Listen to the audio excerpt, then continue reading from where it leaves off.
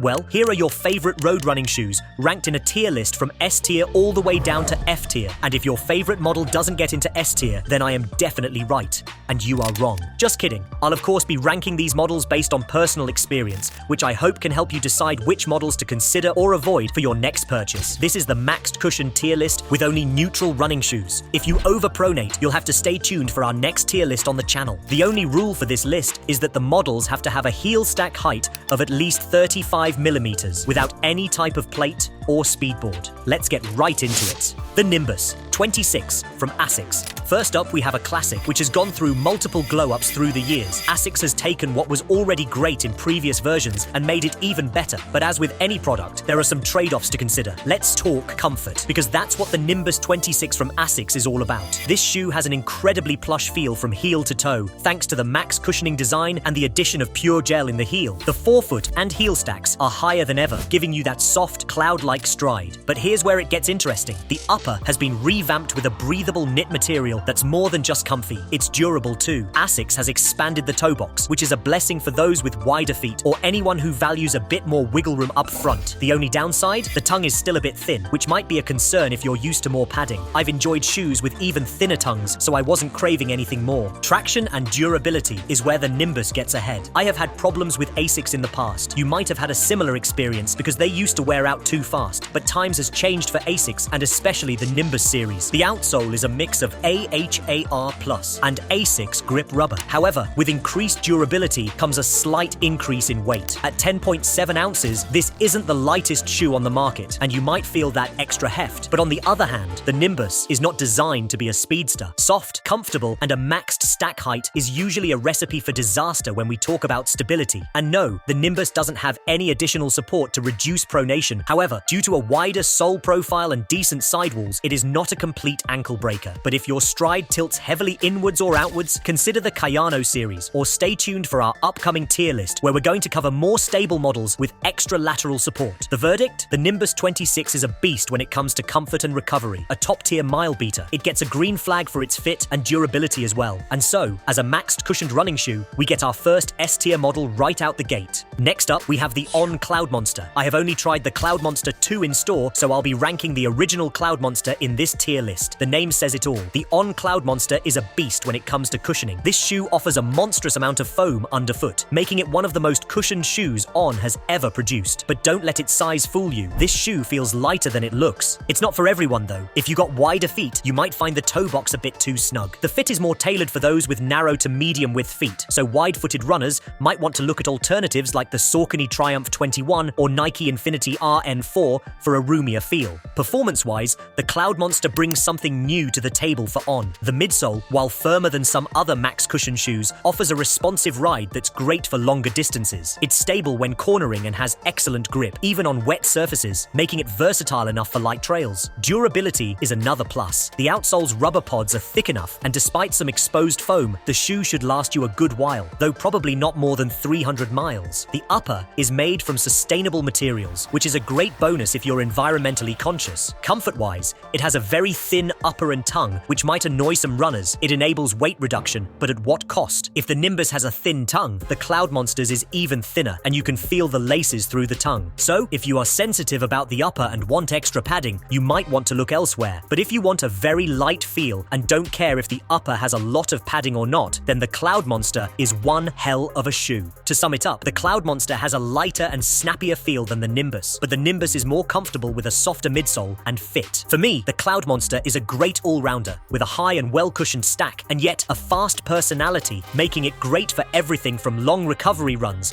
to 5K up-tempo runs. This is also a S-tier shoe, but now a shoe that disappointed me quite a lot. From one of your favorite brands, the New Balance 1080 V13. Yes, this is an unpopular opinion, but bear with me. Now, this shoe is all about comfort. It is probably the softest running shoe I've tried this year. So, the midsole gives you a cloud-like feel, and the upper upper is soft and comfortable. But isn't that great, you ask? Well, as a recovery shoe, yes, for someone who's looking for comfort and comfort only. My problem with this shoe is the lack of all-roundness, if that's even a word. I don't have a problem with models aimed for a particular type of run. I usually prefer to have different shoes for different purposes in some kind of rotation. However, what I used to love about the 1080 is now gone. Yes, it is soft, but it used to be responsive as well. Now, you don't get anything back from the push-off, which is disappointing. I'll leave the 1080 V13 in the D tier category for now, and hope New Balance brings the fun back in the future. Next up, we've got the Bondi 8 from Hoka. It is also a maxed cushion shoe, a favorite for many. This is perhaps one of the best options if you suffer from knee, hip, or back pain due to its massive chunk of foam underfoot. But despite its massive midsole, you don't sink into it as you do in the 1080 from New Balance, which is a big plus. It definitely feels heavier though, which is the downside of this model. Because of its high stack, they also made it wider for a stable base, which is great, but the downside is the aesthetics. I know many runners who think it looks terrible because of its wide profile. However, the Bondi is great if you prioritize forgiveness. The Bondi might be a great purchase for protection purposes. For me though, I'll have to put Bondi in the C tier. There is nothing particularly wrong with it from a durability or performance standpoint, but there is nothing fun about the Bondi, and the fun factor is something I find very important when it comes to running shoes. Adidas Ultraboost 22 goes straight into F tier. Sure, buy this as a sneaker. It is both comfortable and durable, but extremely clunky, and it provided an unbearable heel slippage. It is also very expensive for what you get. My recommendation, stay away. We can't talk about a top-tier list of high-cushioned road running shoes and forget about Brooks. Brooks Ghost has been a personal favorite for quite a while, and the 16th version didn't disappoint. It is definitely a classic, and for good reason. The upper is extremely snug and comfortable, and the durability is great. The thick outsole provide exceptional grip, which makes it versatile for various kinds of terrains. And no, it's not a trail shoe by any means, but for a road runner, it's probably the most versatile on this list. The problem many runners have with the Ghost is the lack of personality, but for me, that is exactly what makes this shoe great. I've sold running shoes for many years now, and when runners want a shoe that does it all, the Ghost is usually the one. Great cushioning, not too firm and not too soft. It's not light, but not too heavy. It's durable and fits like a glove. The Ghost 16 is not my all-time favorite Ghost, and therefore I'll drop it down from S tier to A tier, but feel free to move it up a tier if this is your shoe of choice. Moving on to Saucony. The first time I ever tested a Triumph was at a Saucony clinic where they let their ambassadors try the latest models. I am not sponsored at the moment, so don't assume I'm biased in the comment section. My hypothesis was that it was going to be too soft to really get anything out of it, but to my surprise, as I upped my tempo, the midsole pushed back. The Triumph is a neutral maxed cushioned shoe for longer runs. It is not the lightest or snappiest, but for longer recovery runs, this is a great choice. It doesn't feel as soft as the Nimbus from ASICS, but still softer than the Ghost from Brooks